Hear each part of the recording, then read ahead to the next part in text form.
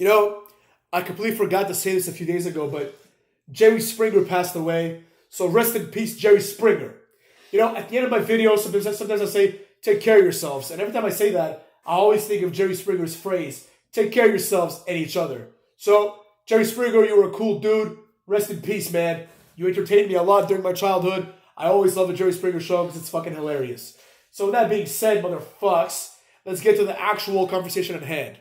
And that conversation is the reasons why Bron Breakker is the only person who is worthwhile to become the champion. Now, I'm recording this video before Friday Night SmackDown. So, in the event that Bron Breakker was drafted on Friday Night SmackDown, that I said it before that shit happened, motherfuckers, so deal with it. Now, with that being said, I would suspect that he'd be drafted on Monday night, just because you need some star power on Monday, and the draft is heavily skewed towards Fridays.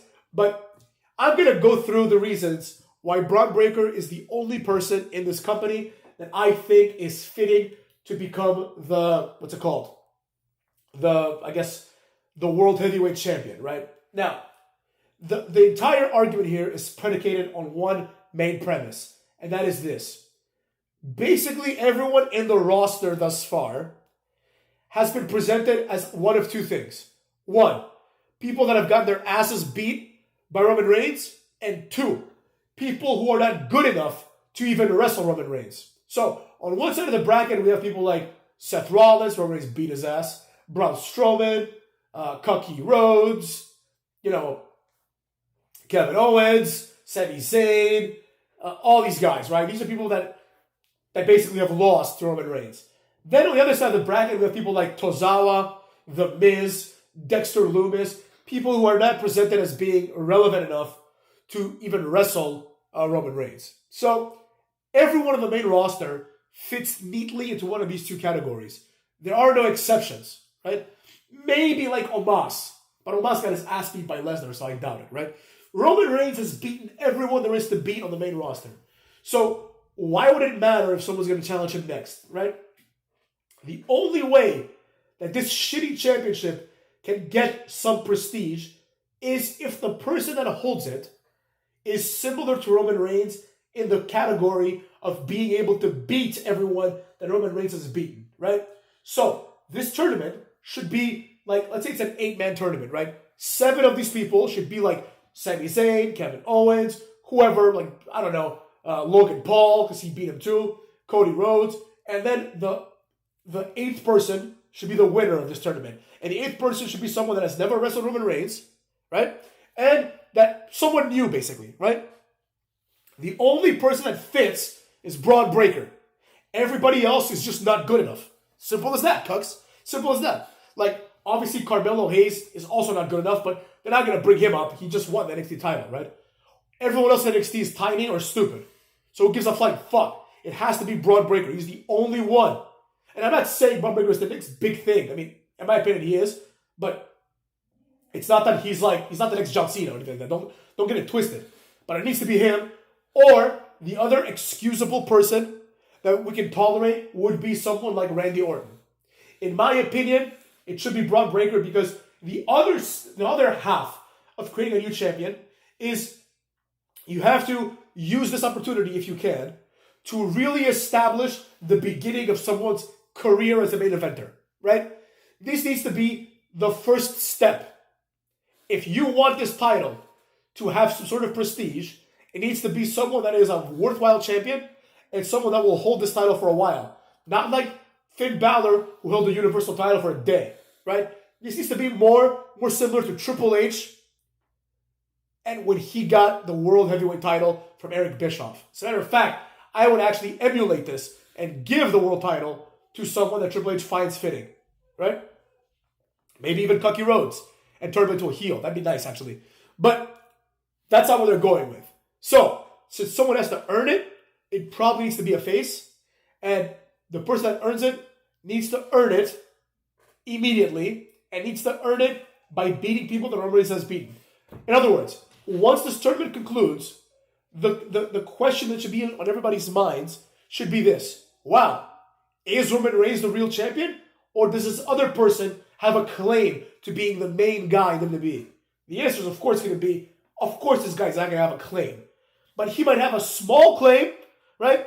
If Seth Rollins wins it, then there's no claim. He's literally just a guy that couldn't beat Roman Reigns, so they made a new title for him because, they want to have more than one champion. So there you have it, right? Then what you do with this is a different story. Maybe you have like Night of Champions, right?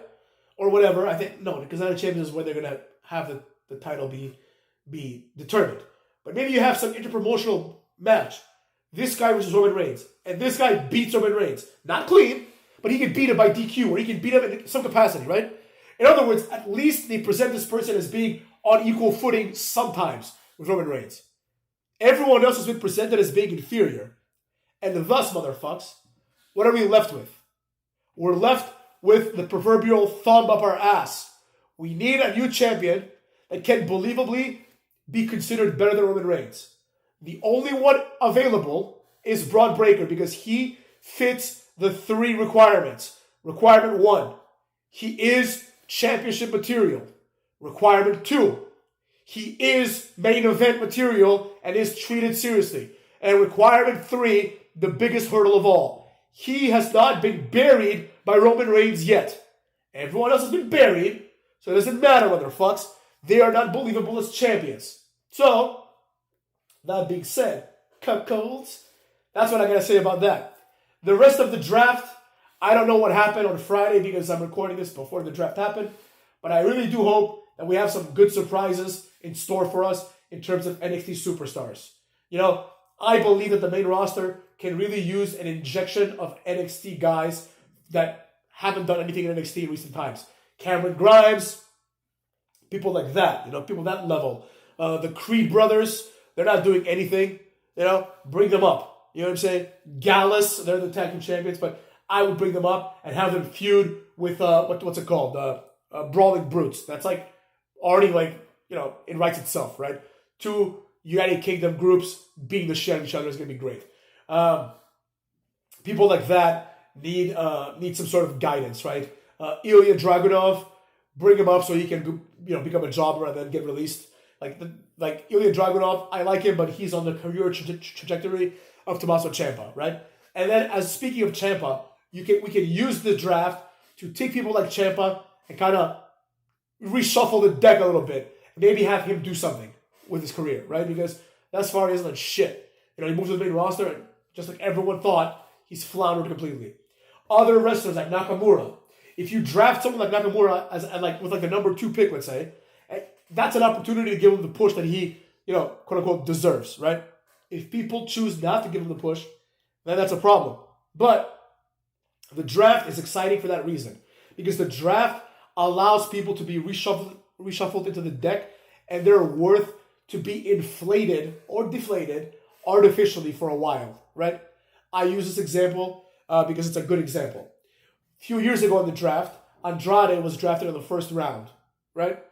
The implications were that Andrade is now going to get a serious push. However, motherfuckers, that's not what happened. But Andrade did get the benefit of being pushed a little bit as a result of this.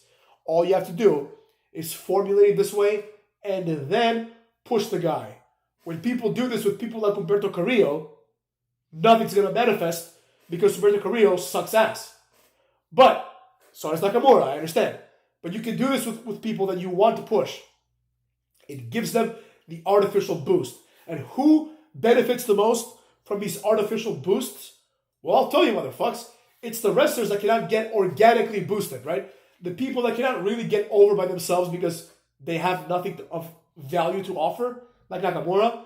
The only thing he can offer is the whoa, whoa, whoa, whoa, whoa. That's all he's got, right? And we've already been through the fucking assholes that have the whoa, whoa, whoa entrance musics. He can offer nothing. So use this, motherfuckers.